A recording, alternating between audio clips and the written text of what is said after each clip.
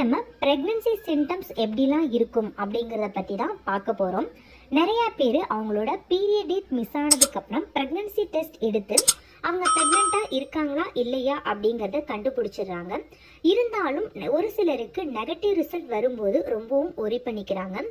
அவங்க எல்லாம் நான் சொல்கிற சிம்டம்ஸ் முதல்ல இருக்கா அப்படிங்கிறத கண்டுபிடிச்சிட்டு அதுக்கப்புறம் நீங்கள் ப்ரெக்னன்சி டெஸ்ட் எடுத்தீங்க அப்படின்னா உங்களுக்கு பாசிட்டிவ் ரிசல்ட் கிடைக்கிறதுக்கான வாய்ப்புகள் அதிகம். இப்போ நான் சொல்கிற சிம்டம்ஸ் எல்லாமே எல்லாருக்குமே இருக்குமா அப்படின்னு கேட்டிங்கன்னா எல்லாருக்கும் இருக்காது.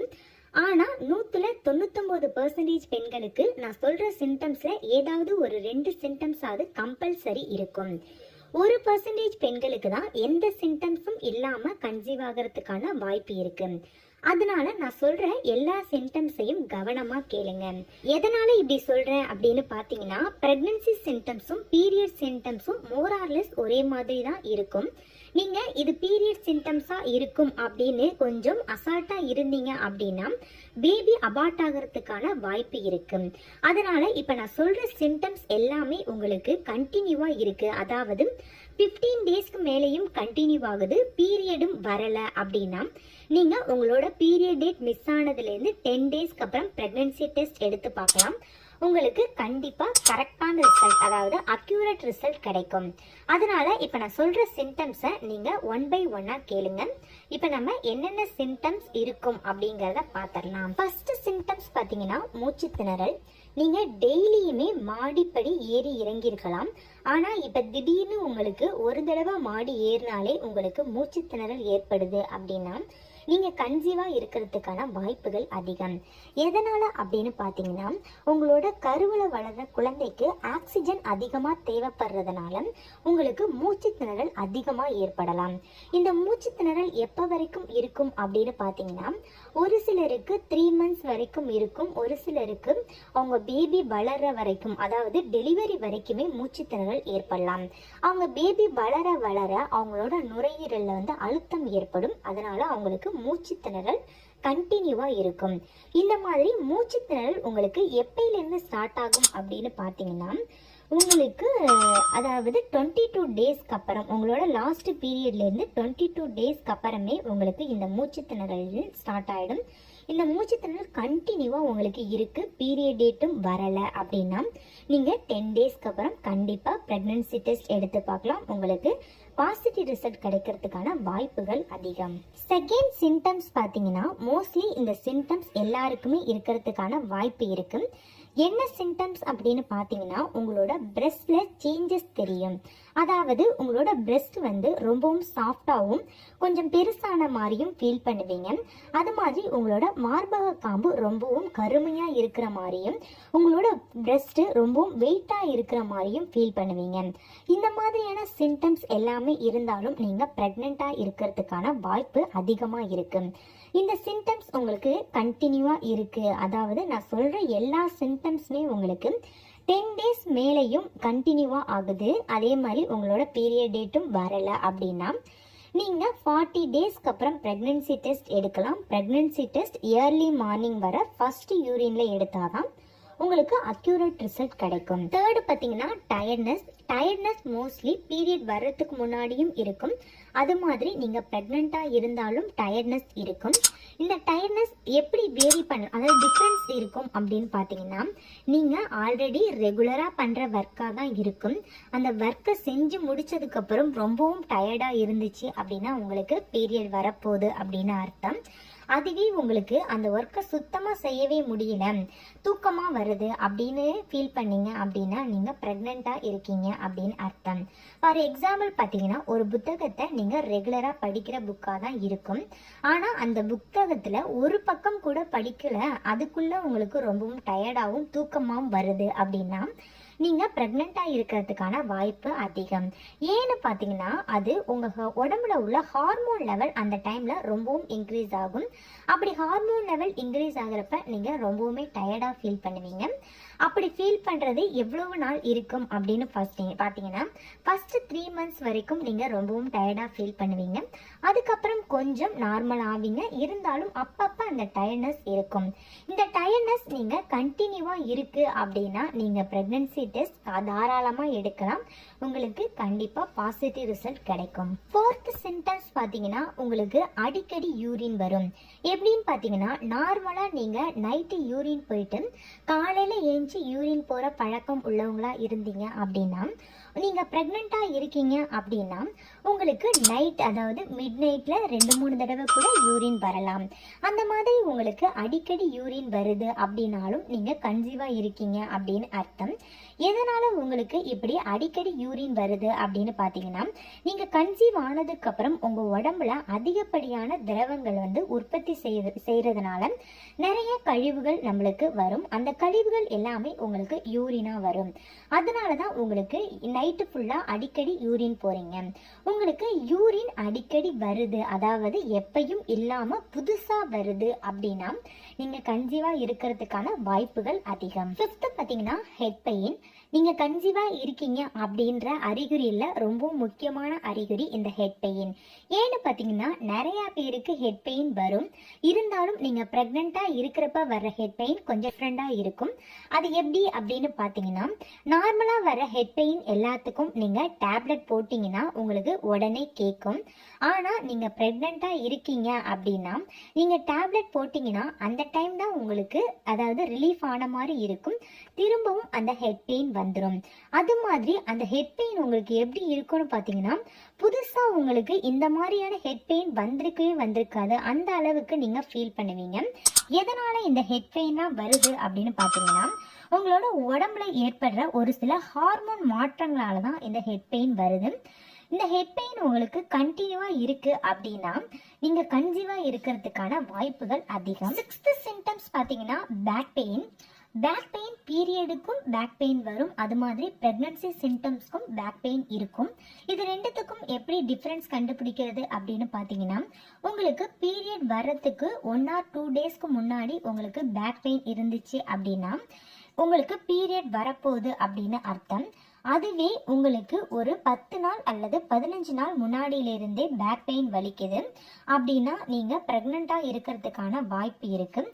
அது மாதிரி உங்களோட பேக், அதாவது பின்னாடி இருக்கிற முதுகு கொஞ்சம் தளர்வாக இருக்கிற மாதிரி, அதாவது பின்னாடி இருக்க தசைகள்லாம் கொஞ்சம் தளர்வாக இருக்கிற மாதிரி நீங்கள் ஃபீல் பண்ணீங்க அப்படின்னா நீங்கள் ப்ரெக்னெண்ட்டாக இருக்கீங்க அப்படின்னு அர்த்தம். 7th சிம்டம்ஸ் பார்த்தீங்கன்னா, நீங்கள் ரெகுலராக கரெக்டான டைமுக்கு ஃபுட் எடுத்துக்கிறவங்களா இருப்பீங்க. திடீர்னு உங்களுக்கு பசிக்காது. இந்த மாதிரியான நிலை ஏற்படும் போது நீங்கள் கன்சீவாக இருக்கீங்க அப்படின்னு அர்த்தம். எதனால் உங்களுக்கு இப்படி திடீர்னு பசிக்காமல் இருக்குது அப்படின்னு பார்த்தீங்கன்னா, உங்களோட வயிறில் பேபி வளருது அப்படின்னா உங்களோட வயிற்றில் சிட்ரஸ் ஆசிட் அதிகமாக சுரக்க முடியாத நிலை ஏற்படும். அந்த மாதிரி டைமில் உங்களுக்கு பசிக்காது. அது மாதிரி உங்களுக்கு திடீர்னு புதுசாக அஜீரண கோளாறு போன்ற பிரச்சனைகள் வரும். அந்த மாதிரியான பிரச்சனைகள் வந்தாலும் நீங்கள் கன்சீவாக இருக்கீங்க அப்படின்னு அர்த்தம். 9th சிம்டம்ஸ் பார்த்தீங்கன்னா, உங்களோட பீரியட் டேட் வர்றதுக்கு 1 week முன்னாடியில் இருந்தே நீங்கள் திடீர்னு சந்தோஷமாகவும் திடீர்னு கஷ்டமாகவும் இருப்பீங்க. இந்த மாதிரி உங்களோட ஃபீலிங்ஸ் திடீர்னு சேஞ்ச் ஆகிட்டே இருக்குது அப்படின்னா நீங்கள் கன்சீவாக இருக்கீங்க அப்படின்னு அர்த்தம். எதனால் உங்களோட ஃபீலிங்ஸ் இப்படி சேஞ்ச் ஆகிட்டே இருக்குது அப்படின்னு பார்த்தீங்கன்னா, உங்களோட உடலில் புதுசாக ஹார்மோன்கள் சுரக்கும். அந்த ஹார்மோன்கள் எல்லாத்தையும் உங்களோட பாடி அக்செப்ட் பண்ணிக்கிடுச்சு அப்படின்னா இந்த மாதிரியான ஃபீலிங்ஸ் உங்களுக்கு மாறி மாறி வரும். இந்த மாதிரி மாறி மாறி வந்தால் நீங்கள் கன்சீவாக இருக்கீங்க அப்படின்னு அர்த்தம். 10th சிம்டம்ஸ் பார்த்தீங்கன்னா, உங்களோட அடிவயிறு பகுதி மற்றும் ப்ரைவேட் பார்ட்டில் அடிக்கடி டெம்பரேச்சரை நீங்கள் மெஷர் பண்ணிக்கிட்டே இருக்கணும். எதனால் அப்படின்னு பார்த்தீங்கன்னா, உங்களோட அடிவயிற்று பகுதியிலையும் உங்களோட ப்ரைவேட் பார்ட்லையும் டெம்பரேச்சர் அதிகமாக இருந்தாலும் நீங்கள் கன்சீவாக இருக்கீங்க அப்படின்னு அர்த்தம். டெம்பரேச்சர் எவ்வளோ நேரத்துக்கு அதிகமாக இருக்கும் அப்படின்னு கேட்டிங்கன்னா, உங்களோட பீரியட் டேட் மிஸ் ஆனதுக்கு 1 week முன்னாடியிலிருந்தே இந்த டெம்பரேச்சர் அதிகமாக இருக்கும். டெம்பரேச்சர் ஒரு 10 days வரைக்கும் உங்களுக்கு அதிகமாக இருந்தும் உங்களுக்கு பீரியட் வரலை அப்படின்னா நீங்கள் ப்ரெக்னன்சி டெஸ்ட் தாராளமாக எடுக்கலாம். கண்டிப்பாக உங்களுக்கு பாசிட்டிவ் ரிசல்ட் கிடைக்கும்.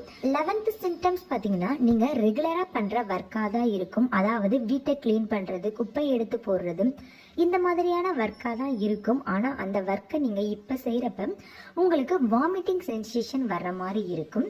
அது மாதிரி ரெகுலராக நுகர்ற வாசனையாக தான் இருக்கும். இருந்தாலும் அந்த வாசனையை இப்போ நீங்கள் நுகர்றப்ப, அதாவது ஸ்மெல் பண்ணுறப்ப உங்களுக்கு வாமிட்டிங் சென்சேஷன் வர்ற மாதிரி இருக்கும். இந்த மாதிரி உங்களுக்கு திடீர்னு வாமிட்டிங் சென்சேஷன் வருது, ரொம்பவும் டயர்டாக இருக்குது, அந்த மாதிரி நீங்கள் ஃபீல் பண்ணீங்க அப்படின்னா நீங்கள் கன்சீவாக இருக்கீங்க அப்படின்னு அர்த்தம்.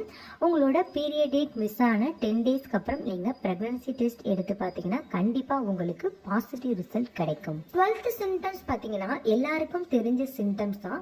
மோஸ்ட்லி ப்ரெக்னெண்ட்டாக இருக்கும் அப்படின்னாலே இந்த சிம்டம்ஸை தான் வந்து ஃபஸ்ட்டு மெயினாக சொல்லுவாங்க. என்னென்னு பார்த்தீங்கன்னா, ப்ரெக்னெண்ட்டாக இருந்தீங்க அப்படின்னா உங்களுக்கு தலைச்சுற்றல் மற்றும் மயக்கம் அதிகமாக இருக்கும். எதனால் இந்த மாதிரி இருக்குது அப்படின்னு பார்த்தீங்கன்னா, உங்களோட உடம்புல சர்க்கரையோட அளவு கம்மியாக இருக்கும், அது மாதிரி இரத்த அழுத்தமும் கம்மியாக இருக்கும். இந்த மாதிரி இருக்கிறப்ப உங்களுக்கு தலைச்சுற்றல் மற்றும் மயக்கம் வரும். நீங்கள் இந்த மாதிரி உங்களுக்கு தலைச்சுற்றல் மயக்கம் வந்துச்சு அப்படின்னா நீங்கள் ஃபுட்டும் தண்ணியும் நல்லா எடுத்துக்கோங்க. எடுத்ததுக்கு அப்புறமும் உங்களுக்கு இந்த மயக்கம் கண்டினியூ ஆகுது அப்படின்னா நீங்கள் கன்சீவாக இருக்கீங்க அப்படின்னு அர்த்தம்.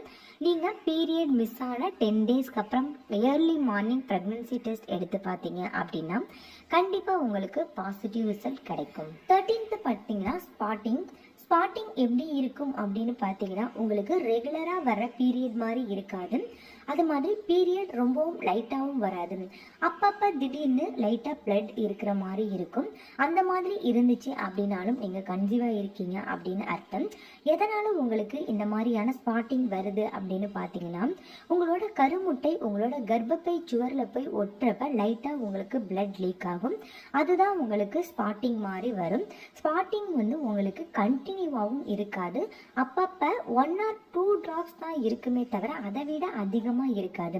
நிறைய பேர் எனக்கு வந்து என்ன கமெண்ட் பண்ணுறீங்க அப்படின்னு பார்த்தீங்கன்னா, எனக்கு லைட்டாக தான் ப்ளீடிங் வந்துச்சு, நான் கன்சீவாக இருக்கேனா அப்படின்னு கேட்குறீங்க. அப்படி நீங்கள் வந்து ப்ளீடிங் கம்மியாக வந்துச்சு அப்படின்னா உங்களோட உடம்புல ஏதாவது குறைபாடு இருக்கலாம். அதாவது உங்களோட ஹெல்த் கண்டிஷன் வந்து கொஞ்சம் மோசமாக இருக்கலாம். அப்படி இருந்தால் கூட உங்களுக்கு ப்ளீடிங் கம்மியாக வரும். அதுவே நீங்கள் கன்சீவாக இருக்கீங்க அப்படின்னா உங்களுக்கு ப்ளீடிங்காக இருக்காது. 1 or 2 drops அந்த அளவுக்கு தான் உங்களுக்கு வந்து ஸ்பாட்டிங் இருக்கும். அந்த மாதிரி ஸ்பாட்டிங் இருந்துச்சு அப்படின்னா நீங்கள் கன்சீவாக இருக்கிறதுக்கான வாய்ப்புகள் அதிகம். 14th சிம்டம்ஸ் பார்த்தீங்கன்னா, உங்களுக்கு ஒயிட் டிஸ்சார்ஜ் வரும். நார்மலாக உங்களோட பீரியட் டேட் ஸ்டார்ட் ஆகிறதுக்கு ஒரு 2 or 3 days முன்னாடி ஒயிட் டிஸ்சார்ஜ் அதிகமாக இருக்கும். அது மட்டும் இல்லாமல் அந்த டிஸ்சார்ஜ் ஒரு விதமான ஸ்மெல்லோடு இருக்கும். அந்த மாதிரி இருந்துச்சு அப்படின்னா உங்களுக்கு பீரியட் வரப்போகுது அப்படின்னு அர்த்தம். அதுவே நீங்கள் கன்சீவாக இருக்கீங்க அப்படின்னா உங்களுக்கு பீரியட் டேட் ஸ்டார்ட் ஆகிறதுக்கு ஒரு 10 days முன்னாடியிலிருந்தே உங்களுக்கு ஒயிட் டிஸ்சார்ஜ் அதிகமாக இருக்கும். இந்த ஒயிட் டிஸ்சார்ஜ் எப்படி இருக்கும் அப்படின்னு பார்த்தீங்கன்னா, ஒரு சிலருக்கு அவங்களோட இன்னர்வேர் நனைகிற அளவுக்கு கூட இருக்கும். அந்த அளவுக்கு ஒயிட் டிஸ்சார்ஜ் அதிகமாக படுது அப்படின்னாலும் அவங்க கன்சீவாக இருக்கிறதுக்கான வாய்ப்புகள் அதிகம். அவங்களோட ஒயிட் டிஸ்சார்ஜ் எப்படி இருக்கும் அப்படின்னு பார்த்தீங்கன்னா, பால் திரிஞ்சா எப்படி இருக்குமோ அந்த மாதிரி ஒரு சிலருக்கு இருக்கும். இன்னும் ஒரு சிலருக்கு பார்த்தீங்கன்னா முட்டையோட வெள்ளைக்கரு எப்படி இருக்குமோ அந்த மாதிரியான ஒயிட் டிஸ்சார்ஜ் இருக்கும். இந்த ஒயிட் டிஸ்சார்ஜ் வந்து கண்டினியூவாக 10 days மேலே உங்களுக்கு வருது. அது மாதிரி பீரியட் டேட்டும் வரலை அப்படின்னு இருந்துச்சுன்னா நீங்கள் கன்சீவாக இருக்கிறதுக்கான வாய்ப்புகள் அதிகம். 15th பார்த்தீங்க அப்படின்னா, காமனாக எல்லாரும் சொல்கிற ஒன்று தான், உங்களோட பீரியட் டேட் மிஸ் ஆகிட்டாலே நீங்கள் கன்சீவாக இருக்கிறதுக்கான வாய்ப்புகள் அதிகம். ஆனால் ஒரு சிலருக்கு இர்ரெகுலர் பீரியடாக இருக்கும். அவங்கெல்லாம் பீரியட் மிஸ் ஆகிடுச்சுன்னா நீங்கள் கன்சீவாக இருக்கீங்க அப்படின்னு அஷ்யூம் பண்ணிக்கக்கூடாது. நார்மலாக ரெகுலர் பீரியடாக இருக்கிறவங்களுக்கு பீரியட் டேட் மிஸ் ஆகிடுச்சு அப்படின்னா அவங்க கன்சீவாக இருக்கிறதுக்கான வாய்ப்புகள் அதிகம். உங்களோட பீரியட் டேட் மிஸ் ஆகிடுச்சு அப்படின்னா நீங்கள் பீரியட் டேட் மிஸ் ஆனதுக்கப்புறம் ஒரு 10 daysக்கு அப்புறம் நீங்கள் ப்ரெக்னன்சி டெஸ்ட் எடுக்கலாம். ஒரு சிலருக்கு 5 daysலேயே அக்யூரேட் ரிசல்ட் கிடைச்சிடும். இன்னும் ஒரு சிலருக்கு 10 daysக்கு அப்புறம் தான் அக்யூரேட் ரிசல்ட் கிடைக்கும். அதனால நீங்கள் நார்மலாகவே 10 daysக்கு அப்புறம் நீங்கள் டெஸ்ட் எடுத்தீங்க அப்படின்னா உங்களுக்கு கண்டிப்பாக அக்யூரேட் ரிசல்ட் கிடைக்கும். டெஸ்ட் எப்போ எடுக்கணும் அப்படின்னு பார்த்தீங்கன்னா ஏர்லி மார்னிங் வர ஃபர்ஸ்ட் யூரினில் தான் நீங்கள் டெஸ்ட் எடுக்கணும். அப்போ தான் உங்களுக்கு ரிசல்ட் கரெக்டாக இருக்கும். நீங்கள் இயர்லி மார்னிங் வர ஃபர்ஸ்ட் யூரினில் டெஸ்ட் எடுக்கும்போது உங்களுக்கு நெகட்டிவ் ரிசல்ட் கிடைக்குது அப்படின்னா நீங்கள் ரொம்பவும் ஒரி பண்ணிக்காதீங்க. நெக்ஸ்ட் 1 வீக் அப்புறம் திரும்பவும் நீங்கள் ப்ரெக்னன்சி டெஸ்ட் எடுத்து பாருங்கள். கண்டிப்பாக உங்களுக்கு பாசிட்டிவ் ரிசல்ட் கிடைக்கும். எதனால் உங்களுக்கு நெகட்டிவ் ரிசல்ட் கிடைக்குது அப்படின்னு பார்த்தீங்கன்னா உங்களோட HCG லெவல் கம்மியாக இருக்கலாம். அந்த மாதிரி கம்மியாக இருந்தாலும் உங்களுக்கு நெகட்டிவ் ரிசல்ட் கிடைக்கும். இல்லை ஒரு சிலருக்கு லைட்டாக டபுள் கோடும் லைட்டாக இருக்கிற மாதிரி இருக்கும். அதுக்கப்புறம் நீங்கள் 1 வீக் அப்புறம் திரும்பவும் டெஸ்ட் எடுத்து பார்த்தீங்க அப்படின்னா நெகட்டிவ் கிடைச்சவங்களுக்கு பாசிட்டிவ் கிடைக்கிறதுக்கான வாய்ப்பு இருக்குது. அது மாதிரி உங்களுக்கு லைட்டாக தான் கோடு தெரியுது, நான் ப்ரெக்னெண்ட்டாக இருக்கேனா அப்படிங்கிற சந்தேகம் இருக்கிறவங்களும் நீங்கள் நெக்ஸ்ட் வீக் டெஸ்ட் எடுத்து பார்த்தீங்க அப்படின்னா உங்களுக்கு கண்டிப்பாக டார்க் லைன் காட்டும். ஓகே, இந்த வீடியோ உங்களுக்கு யூஸ்ஃபுல்லாக இருந்திருக்கும் அப்படின்னு நான் நினைக்கிறேன். இந்த வீடியோ உங்களுக்கு யூஸ்ஃபுல்லாக இருந்துச்சு அப்படின்னா மறக்காமல் எங்களோட வீடியோவை லைக் பண்ணிக்கோங்க. எங்களோட சேனலை இப்போ தான் ஃபஸ்ட் டைமாக பார்க்குறவங்களா இருந்தீங்கன்னா எங்களோட சேனலை சப்ஸ்கிரைப் செஞ்சுக்கோங்க.